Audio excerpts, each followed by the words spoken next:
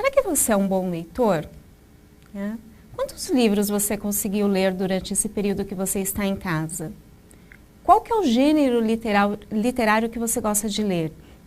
Que tipo de livro? Romance, aventura, ficção? O que você gosta de ler? Eu sei que muitas vezes ficam resistentes para fazer uma leitura de um livro e começam pelos gibis, não tem problema. Só tomem cuidado com algumas palavrinhas que às vezes estão escritas de uma forma errada, né? Porque faz parte do personagem. Mas assim, é importante vocês estarem lendo, sim, né? Então, independente do gênero. Mas quando vocês pensam no gênero, tomem muito cuidado quando vocês forem escolher um livro, porque ele tem que estar adequado à sua idade, tá? Então, sim, gosto de aventuras, gosto de romance, mas de acordo com a minha idade, tá bom?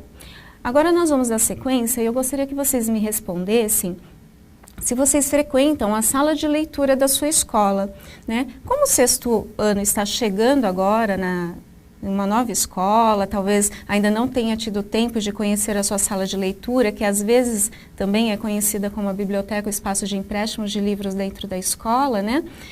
Como que é esse espaço para vocês? Vocês frequentam ou vocês frequentavam na escola anterior? Vocês se tornem sempre bons leitores, que continuem, né? Buscando a sala de leitura, porque ela é importante, né? Cada vez mais dentro do contexto de aprendizagem de vocês. Bom, então nós vamos continuar. Eu gostaria de saber, já que vocês frequentam a sala de leitura, já sei que alguns aí gostam de gibis, outros gostam de livros de aventura, nós vamos agora tentar entender um pouquinho, né, quais são os benefícios da leitura. Então, quando nós pensamos em leitura, eu tenho que lembrar que ela vai me ajudar a vida inteira. A vida inteira eu vou ler e vou escrever. A leitura é a nossa base da escrita, do conhecimento, da aprendizagem. Através de um livro, eu aprendo a conhecer um novo vocabulário, eu aprendo a viajar para lugares que eu nem imagino, eu nem sonho, porque o livro me transporta para esses lugares.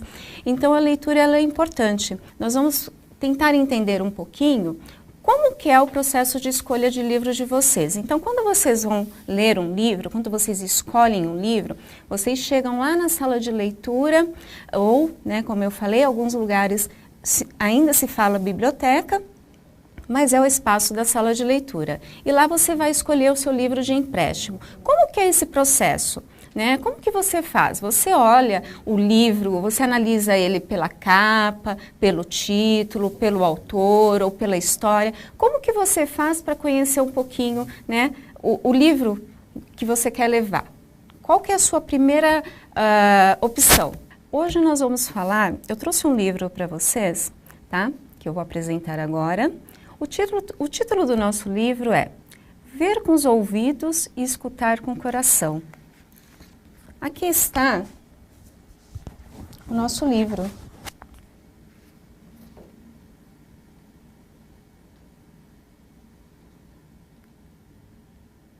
Então, aqui está o nosso livro. Ver com os ouvidos e escutar com o coração, do autor Alexandre Camilo.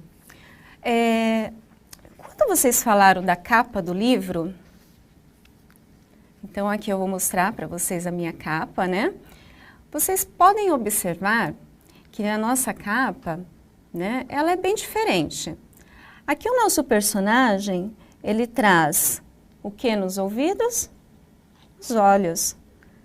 Aqui onde ele tem o coração, ele está trazendo algo que representa os ouvidos.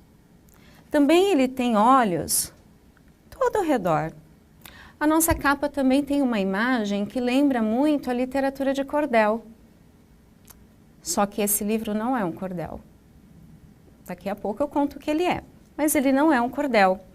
Então, o nosso ilustrador, né, o J. Borges, está aqui, né?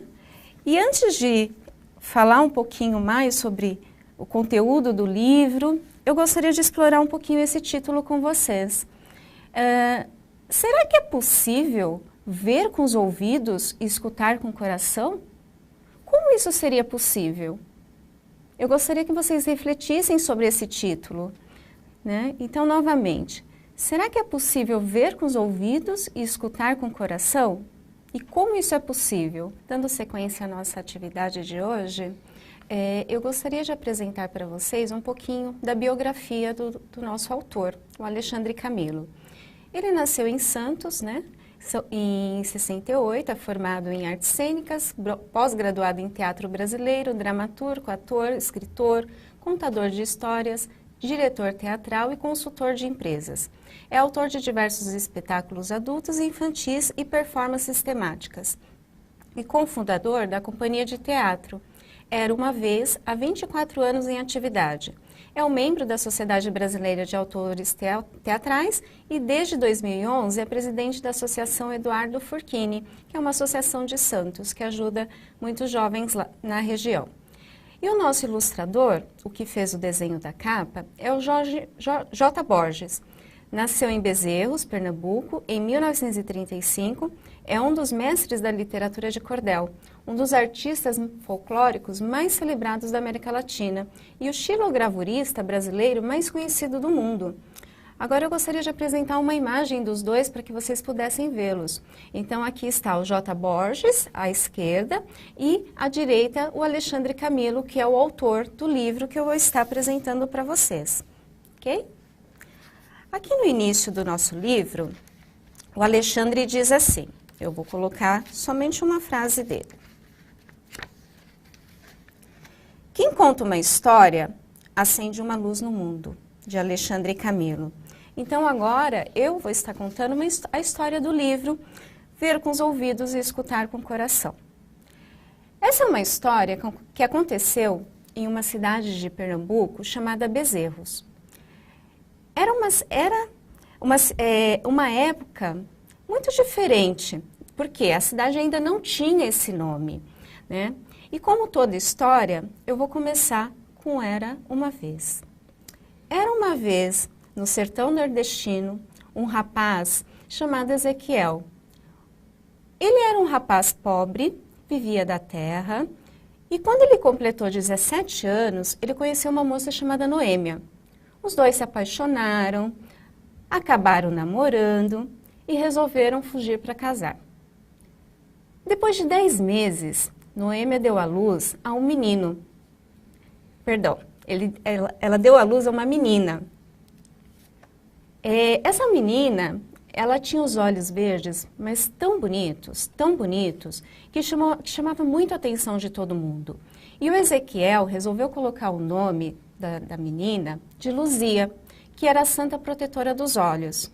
Como era da tradição nordestina, eles acabavam sendo muito devotos de algumas santas, e a mãe dele era devota de Santa Luzia, e a menina acabou sendo chamada de Luzia, né?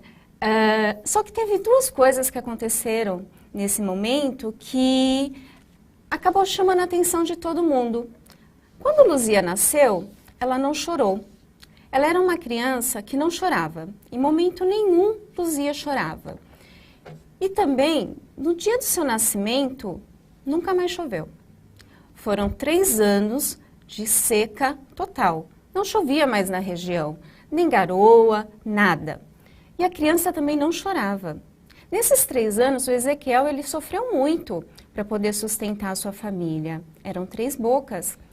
E o que aconteceu? Noêmia engravidou novamente, né?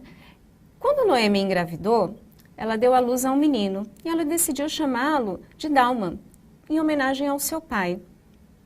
Dalma era uma criança muito alegre, só que os pais perceberam que ele não enxergava. Então, a seca estava aumentando, Ezequiel começou a ficar desesperado, porque ele não tinha mais como alimentar os seus filhos, e ele começou a entrar em pânico mesmo. E o que aconteceu? Ele decidiu ir embora para outra cidade. Quem sabe nessa cidade ele conseguia um emprego para poder manter a sua família, né? E as crianças foram crescendo, se passaram 2 anos, eles perceberam que o Dalma gostava muito de fazer batuques em alguns lugares e de lá ele tirava sons, ele começava a cantar. Então era uma criança muito inteligente, Gostava muito de brincar, pegava tudo ele criava para brincar, né? E gostava muito de música também. E era muito alegre, como seu pai um dia foi. E o Ezequiel não tinha mais como manter os seus filhos, então, né, ele simplesmente foi para outra cidade, deixando todos lá. Noêmia não concordou, mas ele acabou indo. Quando Noêmia ficou sozinha com os filhos, ela tentou achar um jeito de sustentá-los, né? Trabalhava nas casas das pessoas, tentando ajudar um pouquinho para poder manter os filhos. E o tempo foi passando, até que Luzia completou 14 anos e o Dalman completou 11 anos. Nesse período, infelizmente, Noêmia acabou falecendo enquanto dormia e os dois ficaram sozinhos no mundo. Eles ficaram sozinhos, os vizinhos ficaram com muita pena dos dois e resolveram dar uma sanfona de presente para o Dalma, né? Porque o Dalma gostava muito de música. Então ele pegava sua sanfona, ia até a porta da igreja e ficava tocando a sanfona lá. Ele tocava, cantava e ele era uma criança muito sábia. Então as pessoas paravam para pedir conselhos para ele também. E ele assim fazia. E os dois foram se mantendo durante algum tempo. Até que a Luzia, ela cresceu, era uma menina muito bonita, chamava muito a atenção, mas ela só tinha olhos para o irmão. Porque ela era os olhos do irmão, ela era os olhos de Dalma. E com o tempo chegou na cidade um rapaz que morava em um outro sítio. Ele tinha as suas terras, morava sozinho. E nesse tempo ele conheceu Luzia. Os dois se olharam e que por coincidência esse rapaz, que o nome dele era Antônio, mas todo mundo chamava ele de Tonho, ele também tinha os olhos verdes. Então os olhares deles se cruzaram e eles acabaram se apaixonando, começaram a namorar. Foram namorando até que Tonho decidiu que queria se casar com Luzia. Ele pediu a mão de Luzia em casamento. Luzia nem pensou duas vezes, ela disse sim. Eu me caso com você, mas com uma condição, que meu irmão vá morar conosco.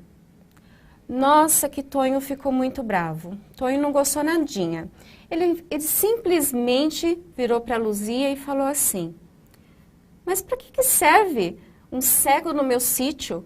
Que utilidade que ele tem? Agora nós vamos fazer uma pausa bem rápida. Eu pergunto para vocês, será que Dalma poderia ajudar alguma coisa no sítio? Será que Dalma, de repente, teria alguma utilidade para ele dentro do sítio?